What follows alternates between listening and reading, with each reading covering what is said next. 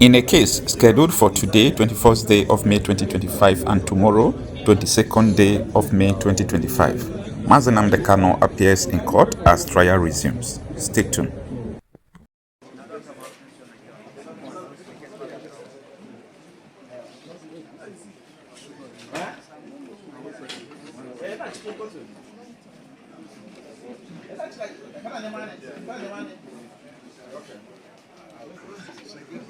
How are you?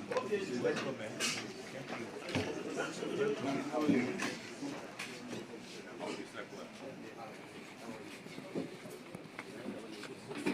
How are you? Fine.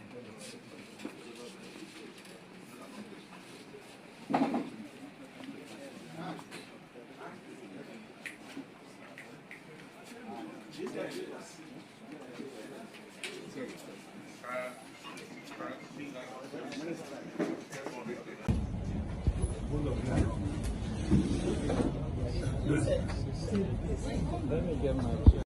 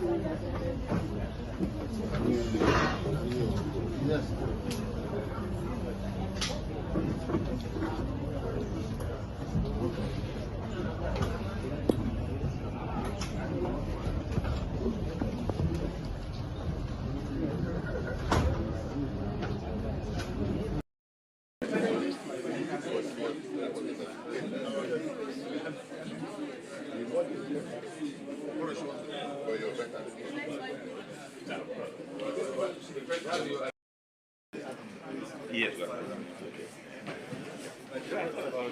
Okay, let me make it for you.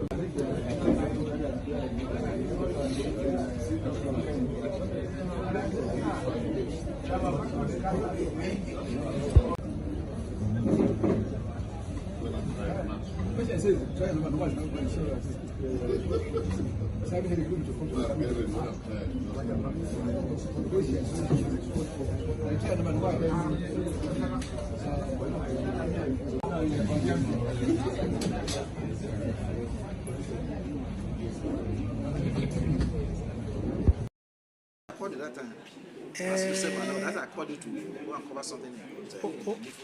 Yeah. They were going for one operation outside. Okay. You know Malami? Malami? Yeah. Yes. The Malami that has gone. The, what do you call him? The justice man. Yeah. One day the Attorney General. I heard him one day. He said, in Hausa language, who was telling, he said, Zamu barci anan abashi guba. Kadan zai mutu. He said they will leave him there, they will poison him, and gradually he will die. So but he was saying this in Hausa language. Yes, in Hausa language. Yes, it looks like somebody has advised them, do not try it. If you try it, the war will never end. He said, Ndemun Seni, Kamamun Seni. He said, if we had known. Kamamun Seni. If we had known, yes, we could have done this thing instead of bringing him to Nigeria. And I told you that they could have done it, but God took away. Mazen Nnamdi Kanu is not just an ordinary person. It's a man that have found favor in the eyes of God. There's an Igbo problem in Nigeria. That's why they're holding Nnamdi Kanu. What's your take on for asking Nnamdi Kanu's perpetual detention? And then we are rehabilitating Boko Haram commanders. He said 120,000 of them have surrendered with foreign currency in their hand. And you have rehabilitated them. But one guy who says, we want justice, we don't want to stay in Nigeria, you are holding him perpetually, using the judiciary or judicial, subterfuge to keep the trial. Everybody who knows what they are doing understand that it's not a judicial matter. So Nnamdi is essentially a political prisoner. He's a political hostage. Well, I'll call him not a political because he may not. Whomever is in power, except me, will keep him in jail. So do you think that Igbos generally are endangered species in Nigeria? Going back what you just narrated. The truth, that's the truth. Nigeria did not forgive Igbos since the end of the Civil War. What did they do? Because they challenged the real estate of the British called Nigeria. So, and they didn't forgive them since then. So everything has been done after that. We know this is the unspoken truth about the country called Nigeria, that they did not forgive Igbos for the Civil War. The Igbos were the victims and they have forgiven the victims. So why is it difficult for the victors to... You are preaching to the choir. And because he had mentioned once that, in an interview he had mentioned that the Igbos will never be president of Nigeria. That is a perpetual, narration to keep the Igbos where they are. Yes, so no, it's not about even the presidency. If they find an Igbo man that is malleable, that can work in their interest, they can make him president if he doesn't have any power. You can be a president of Nigeria and not have the powers of the president. When they wanted to destroy the landmark, who was the minister in charge? It's not an Igbo man. And Moka is Igbo speaking, also fighting. It's easier for them to use an Igbo man to carry out. If it was done by a Yoruba man, the uproar would have been worse. But you find an Igbo minister of works to help you demolish Igbo businessmen. You say, can't you see them? So it's easier that way. It's manipulation. It's how Nigeria manipulates people. But I'm not saying that if he was a Yoruba minister, he cannot demolish. They will do it too. It's easy. Anybody could have done it as long as there's an agreement to do it. Because beyond just ethnicity, there's also an elite conspiracy against Nigerian people. So an average poor person is endangered. But you are likely more endangered if you have committed a generational crime against the Nigerian real estate. Owned by being an Igbo man. Of course. That's the truth. That's why you were saying, oh, you are Yoruba man.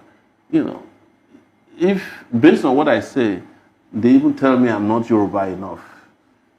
But I'm of mixed heritage. There's a part of me that is Ijo. Okay. And we are the Ijo-speaking Yorubas. We are the Yoruba-speaking Ijos in Ondo State. Okay. So they call us Ijo Apoy. Ilaje area? No, it's Ilaje. So we're next to Ilaje. Okay. But my great-grandparents came from Yoruba side of things. But the stream that Sowore is named after is in Ijebu waterside. Because that's how they came. So, but, I don't speak to people based on ethnicity. I don't define myself based on my ethnic heritage, even though I do not deny it. But because it underlies our humanity to be assigned an ethnic position before you can be respected. Are you getting my point? Or before your views can carry on, so you have to be a Yoruba man. And then it was, So we've had Here Rwanda. comes one of them. We've had Rwanda manage the same ethnic issue in their country with the Hutsi Tutsi thing after years of genocide. Are you sure they managed it? Well, to a reasonable extent. They had to manage it through genocide. And Nigeria after genocide management. So this is what you should understand. Okay. Nigeria also managed the Igbo problem through genocide. 4 million Igbos. So I was coming to that. Is that not genocide? But you know the problem I have sometimes even with some of our people is that the same people who shot and killed them are more popular in their midst than those who support their rights.